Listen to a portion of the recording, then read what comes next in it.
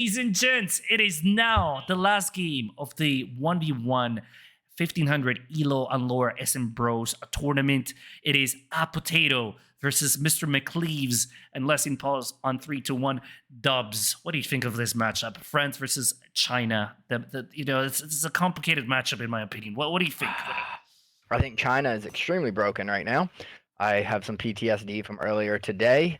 But France is a great counter into China because the one thing China struggles with is cav, and France's cav is extremely strong. So Yeah, we'll have to see how if he utilizes it properly.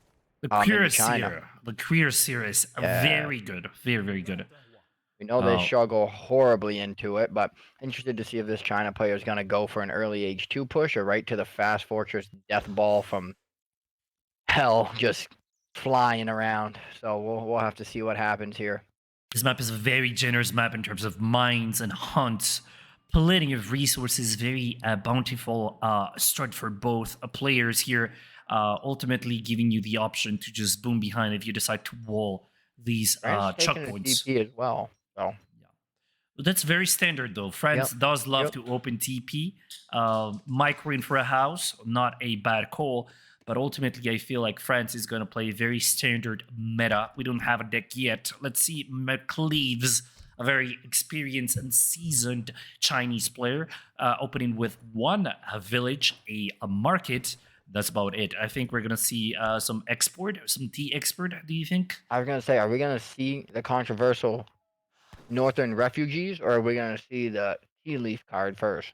I think we're going to see the tea leaf, because in order to get good value out of Northern Refugees, we would need to have 2 villages at the very least. But we'll see. Case and point. So, yes, looks like he's going to go ahead and send the tea export card, which will grant him a consulate and some export to spend, along with an export trickle. Yeah, it's not a bad card. I would say one of the best cards in H1 for China. You know, the best part about that is the worst thing about a consulate is the build time, right? Yep. When you play Japan and you play India, the worst part is the amount of time it takes to build the consulate. Well, the amount of time, it's 200 resources, wood resources that you can't really use in each one. And so it kind of makes you kind of think about whether or not you want to invest that 200 wood early. Right, exactly here. But we're gonna see, I think, based off of the deck of China, we have a pretty standard deck, but we are seeing spice trade in H2. For China. I don't know if I don't play a lot of China, but I don't feel like that's a standard card you see in a China deck. I love the French. I love Apotato's deck. I love the pioneers. That is funky. And I love also the wilderness warfare. That is pretty good. He's gonna have also, if you notice, he does have the House of Bourbon in there. He does actually. So we might see some Royal Musketeers, some Royal Dragoons coming out. But if you look at the name of the China deck, it says 1v1 pressure. So maybe we're gonna see a little bit of H2 play coming from China here. Well, perfect map for it, right? Straight shot right to your opponent's base. Absolutely. A little bit of a misplay by Mcleves, leaving the consulate unconstructed for so long. He could have allied to Russia a long time ago and gotten a nice discounting training time to villagers. But he's just, he forgot about it. He's not actually using his consulate to get that discount on the training time. And yeah, so this is going to be a little bit of a mistake by Mcleves, but nothing too detrimental here. Apotate picking up a nice 85 coin treasure and trying to get as many treasures as he can to boost his advantage. Yeah, I mean, excuse me, I was eating. So I do apologize for that. It's a little stutter I had there. Are we going to see a fast fortress out of France against China? Well, I don't know. I don't know, to be honest. I know that he's agent up with the quartermaster. But the fact that he has House of Bourbon and he has all these shipments in H2 kind of tells me that he might try to pressure China at least a little bit before he decides to go for the age up himself, which is not a bad idea. If you don't pressure China and you let them snowball, it can get out of hand pretty fast. But yeah. China is a terrifying civ. We do see hunting dogs and placer mines coming in for France, so he is picking up the upgrades, not forgetting them. We do have India here. I mean, China here. Holy smokes, China. Going up with Summer Palace and just now allying with Russia. So a kind of a big mistake here. The fact that we're just allied with Russia now, it's a little bit of a costly mistake. Summer Palace, kind of very meta age up option for China. Nothing new. We're not reinventing the wheel. We're kind of just letting the wheel do its thing by playing the meta. Civil servants coming in as well for China. So neither player is forgetting their market upgrades, which is also quite important. So what are we gonna see for the first card from China? That's important. What are we gonna see for numero uno? We see a blockhouse that's out of the consulate. A blockhouse will allow him to be, protected from raids and from other possible French pressure.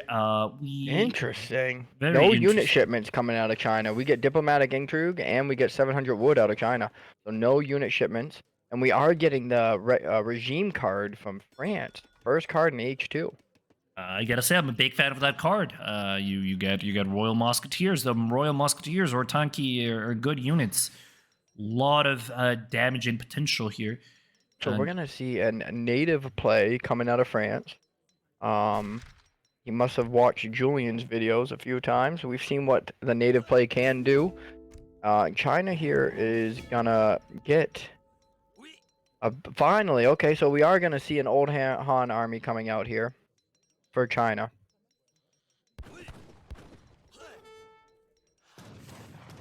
Oh, these stats on these Royal Musketeers, these boys pack quite a punch. They are so strong for H2. Yeah, the melee defense is 40%.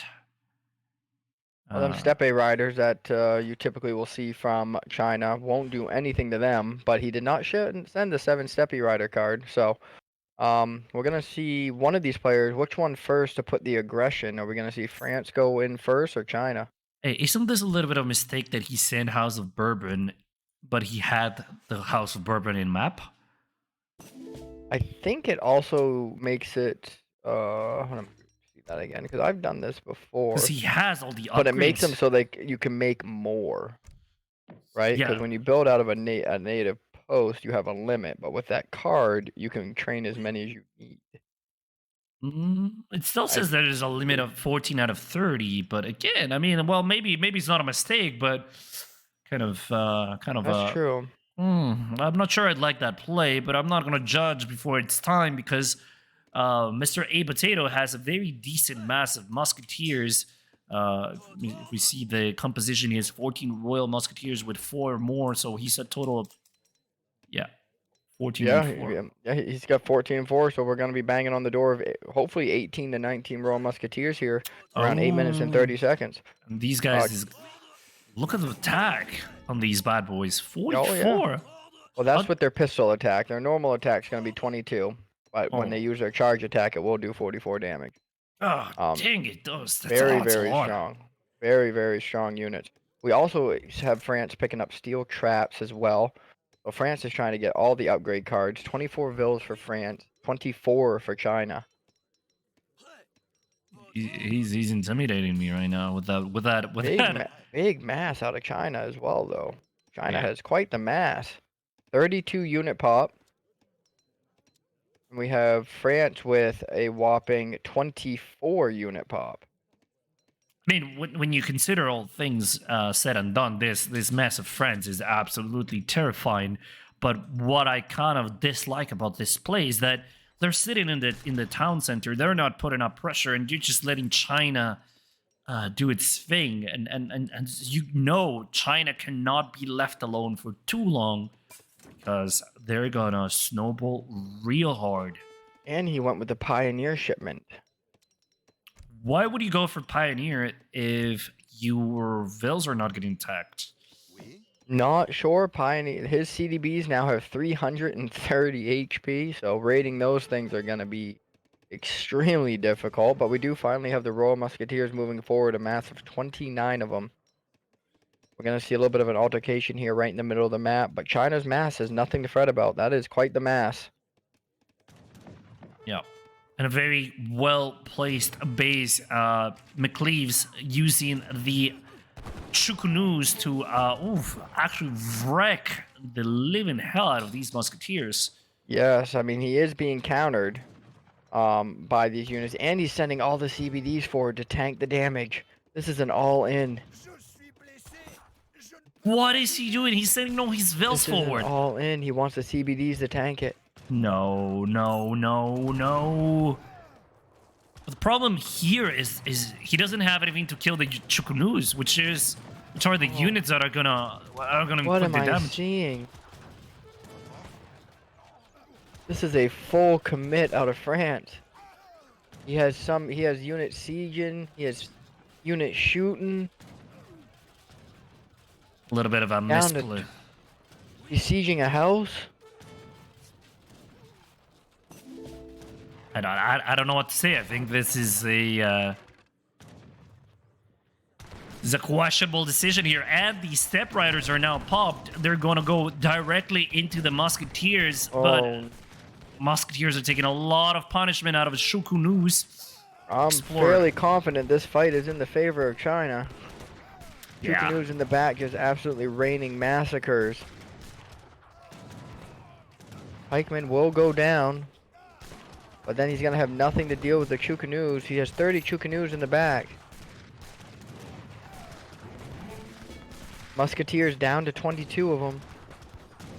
I mean, musketeers are doing extremely well with against pretty much everything but the Chukunus. I mean, if Apotate had 5 Hus in this would have been a very different fight. Oh, very different. But that being said, France doing quite well. I mean, it was an all-in, but he only has 15 left. 11 vills, not going to be enough.